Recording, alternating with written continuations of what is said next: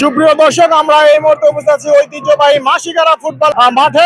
আজকে মাসিগারা ফুটবল একাদশ কর্তৃক আয়োজিত ফুটবল টুর্নামেন্টের আজকে উদ্বোধনী ম্যাচ। আজকের এই উদ্বোধনী ম্যাচে সরাসরি লড়াই করবে ঢাকা নারায়ণগঞ্জ ফুটবল একাদশ বনাম শাকতলা ফুটবল একাদশ। আমরা এই মুহূর্তে কথা বলবো শাকতলা ফুটবল একাদশের সহকারী টিম ম্যানেজার জনাব হৃদয় ভাইয়ের সাথে। হৃদয় ভাই, আজকে আপনাদের উদ্বোধনী ম্যাচ এবং আপনাদের শক্তিশালী দল ঢাকা নারায়ণগঞ্জ ফুটবল একাদশের পক্ষে, তাদের বিপক্ষে আজকে আপনাদের জয়ের জন্য কতটুকু আশাবাদী?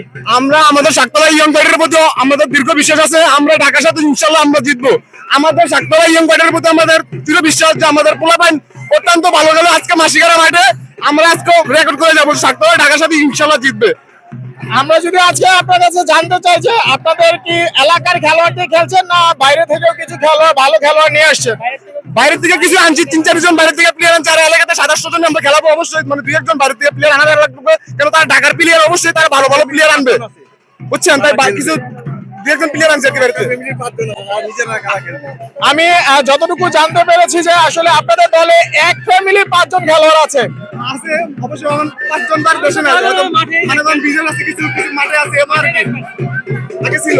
শুভকামনা রইল আপনার দলের জন্য। অবশ্যই অবশ্যই ভালো থাকবে।